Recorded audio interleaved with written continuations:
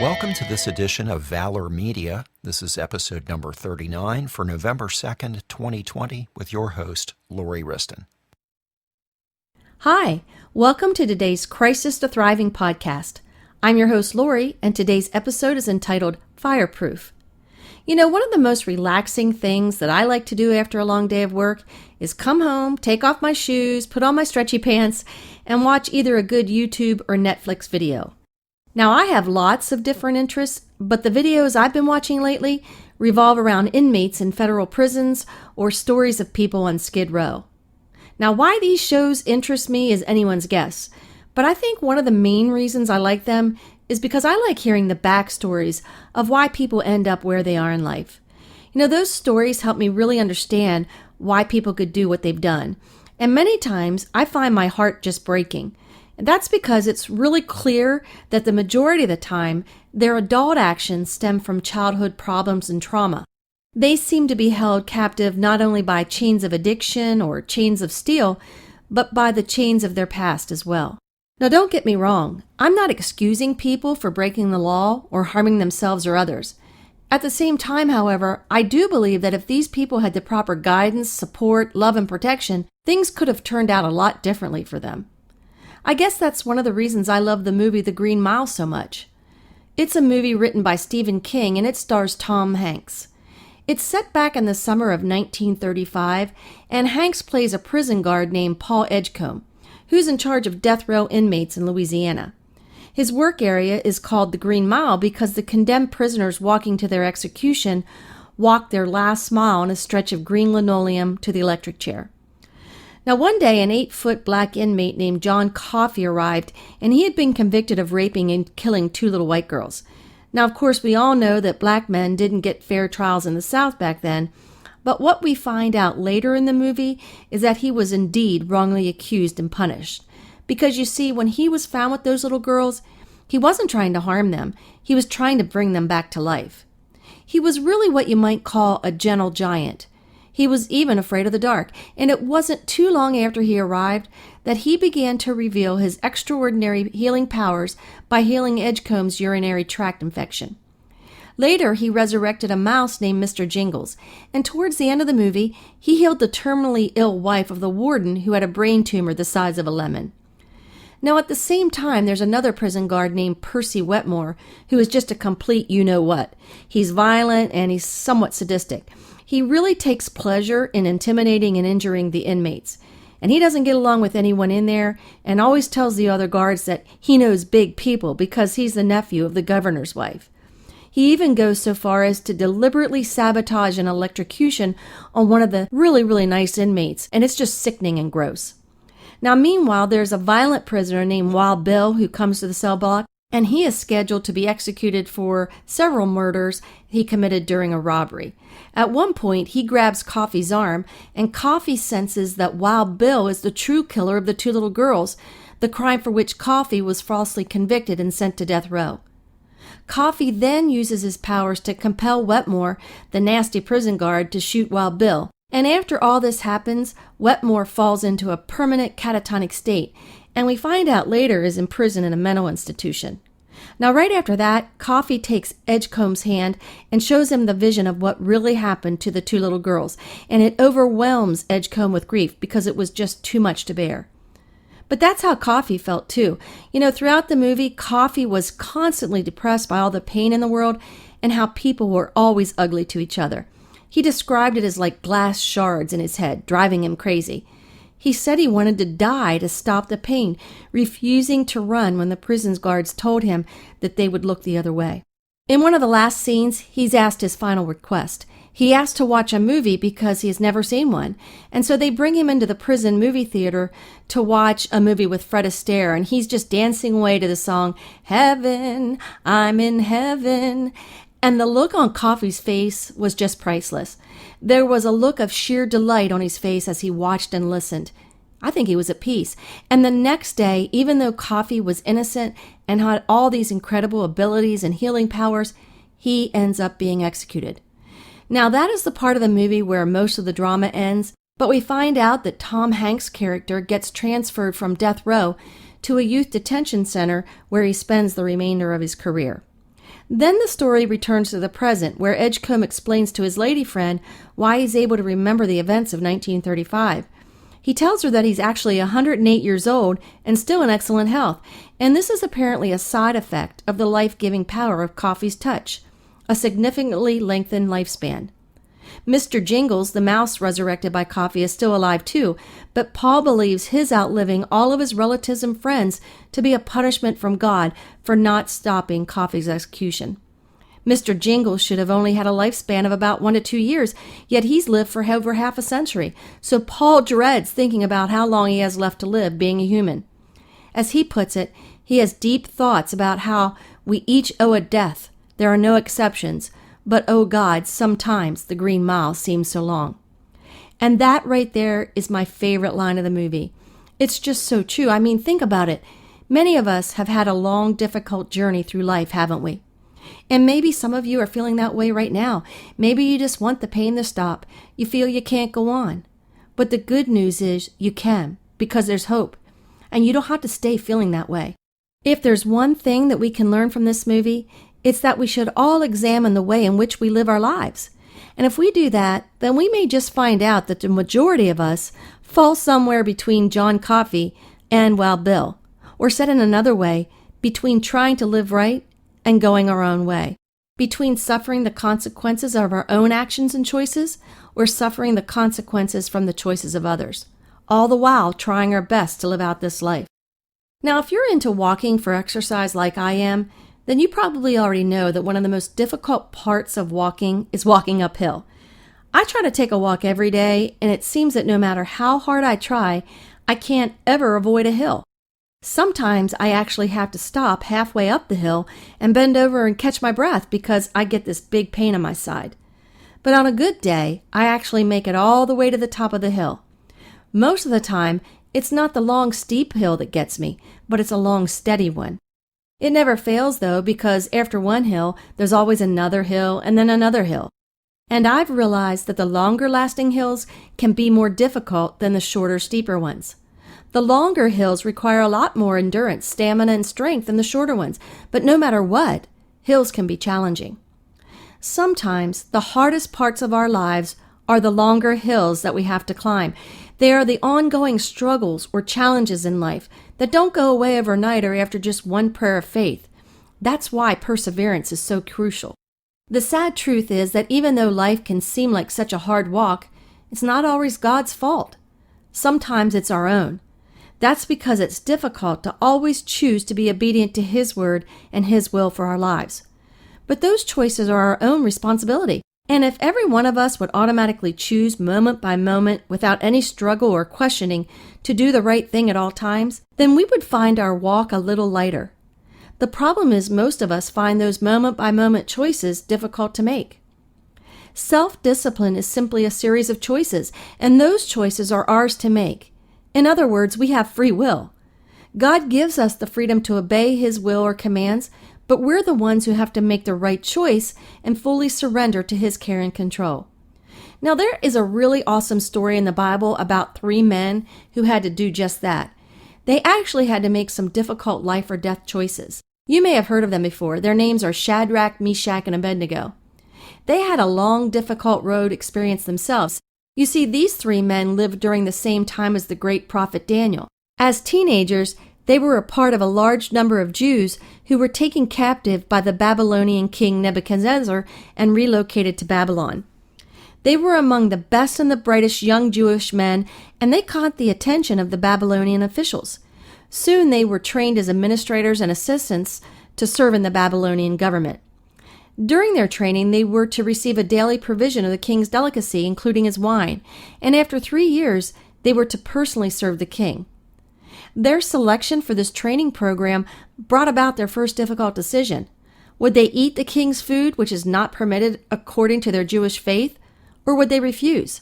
Well, they decided to ask for fruits, vegetables, and water instead, and luckily the guard approved. As a result, they grew healthier than those who ate the royal food.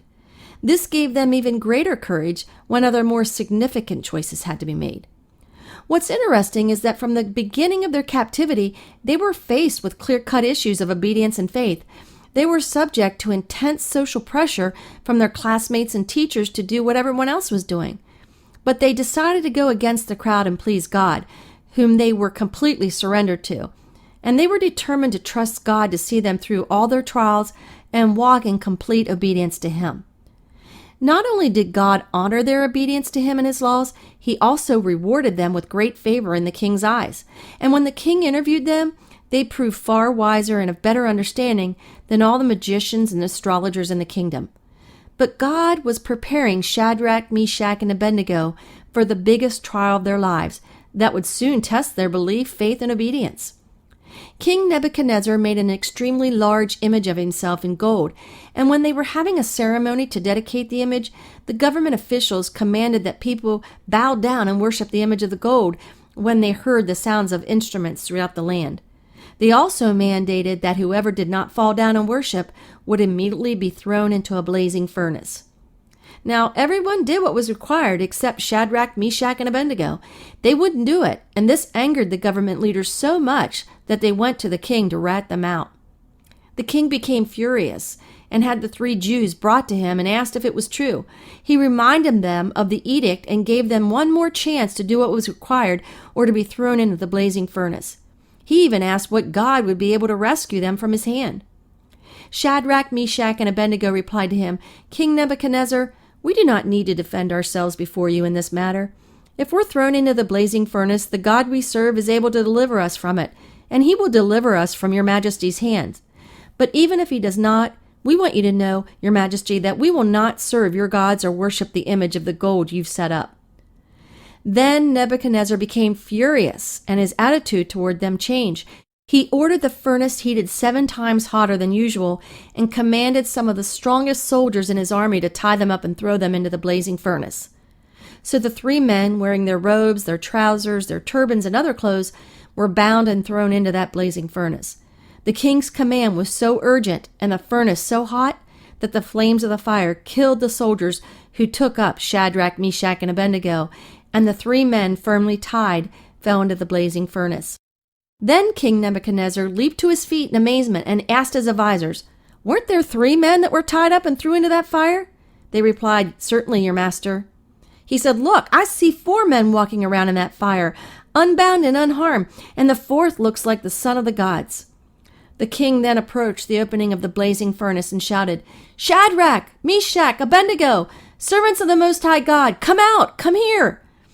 And when they came out, everyone crowded around them to see. They saw that the fire had not harmed their bodies, nor was a hair of their heads singed. Their robes were not scorched, and there was no smell of fire on them.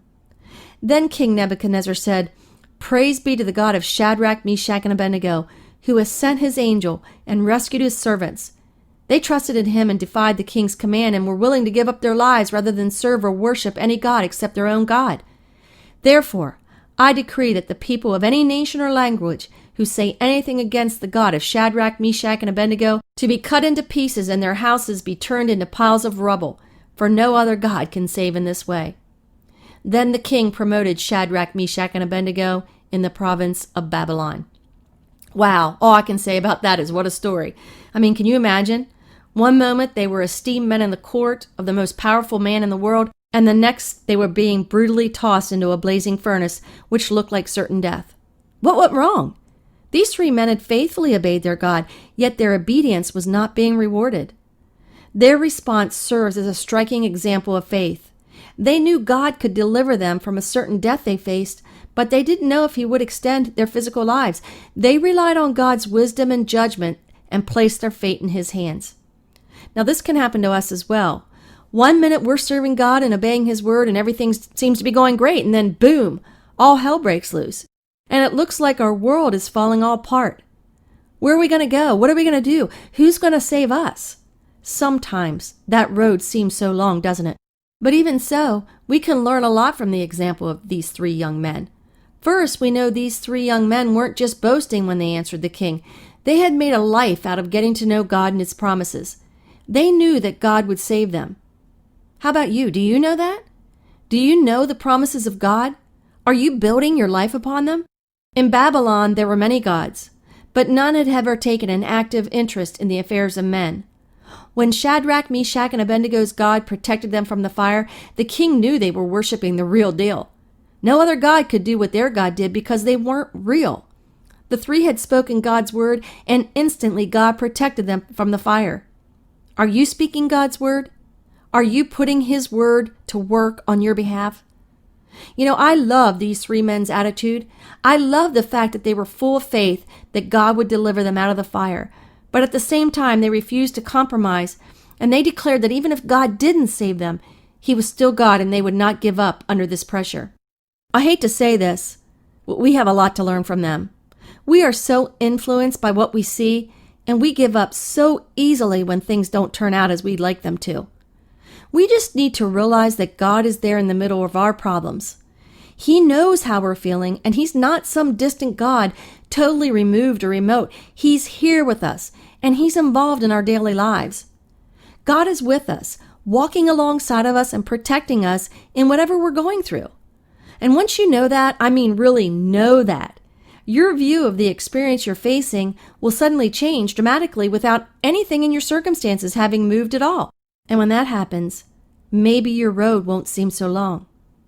This story makes a point about suffering in general. And just like John Coffey in The Green Mile, what happens when, even though we're innocent, when we're bound and thrown into a situation that's extremely difficult, when we find ourselves in a place that's hard and dangerous and uncertain, or when someone intends evil against us, what happens? Well, I'm here to tell you that God is there with us. He doesn't expect us to face it alone. He's actually right there with us to show us how much He loves us. And if there's one thing that you take away from what I'm sharing with you today, it's this. God will stand with you in your darkest hour if you'll stand for Him in your brightest hour. In Isaiah 43 verse 2 it says, "When you walk through the fire, you will not be burned. The flames will not set you ablaze." What made Shadrach, Meshach, and Abednego fireproof? Well, it was the presence of Jesus inside their hearts. It was their loyalty to God. The fire in their hearts was stronger than the fire in that furnace. And obeying God sometimes means choosing to walk through that fire. But just how long will the fire last? Well, I'd like to promise you that your circumstances can or will change overnight, but I can't do that. But what I can promise you is that even if He doesn't save us from the fire, He will save us in it. What do you do when the heat is turned up? Do you go to pieces? Do you wring your hands in dismay? Do you moan and cry? Do you lose sleep? Does your face shrivel up with worry and frustration? Is your heart seized with the fear? Do you ask, "Where are you, God? What did I do to deserve this?" Do you do stupid things to help solve your problems instead of trusting God to work things out for your good? What do you do when sickness strikes? When there's a financial crisis? When you have trouble in your family, problems at work, your car breaks down, when God seems 1,000,000,000 miles away? Well, you can do one of two things when that fire comes. You can either react or you can respond. You can say, "Why did this happen to me? Why didn't it happen to somebody else? I'm a good person. This isn't fair. Why would God allow this to happen to me? I've tried to do things the right way, but I give up. I'm going to do what I have to do to fix this mess." Now, these are reactions, and they can get you in a lot of trouble. But responding is like this: "Lord, you've permitted this to come upon me. It wouldn't happen if you didn't allow it. You're my Father. Why are you turning up this fire again, Lord? What are you trying to teach me? I commit myself into your hands, Father. I trust you with all that I have and all that I am. Do with me as you see fit, because you know what's best. I say yes to your will, yes to your ways, yes to your word, God." The fires will go out, and the problems will end when they have accomplished the purpose for which the fire was kindled in the first place.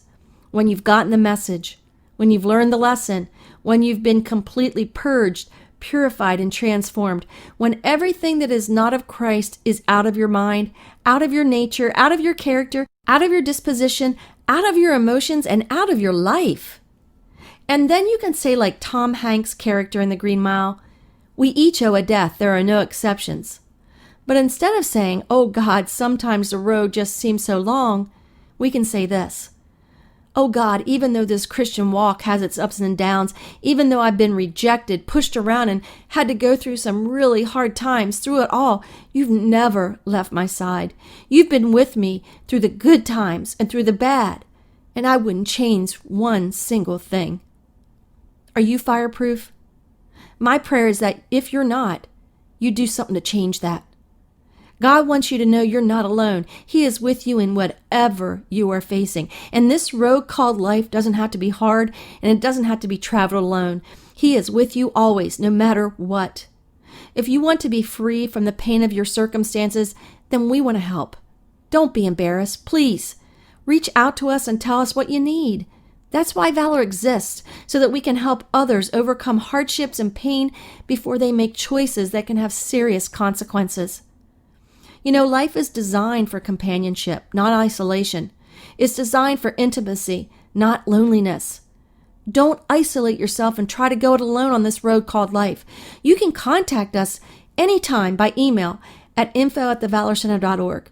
And once you do that, we're going to get in contact with you and help answer any questions you may have or talk about what's on your heart.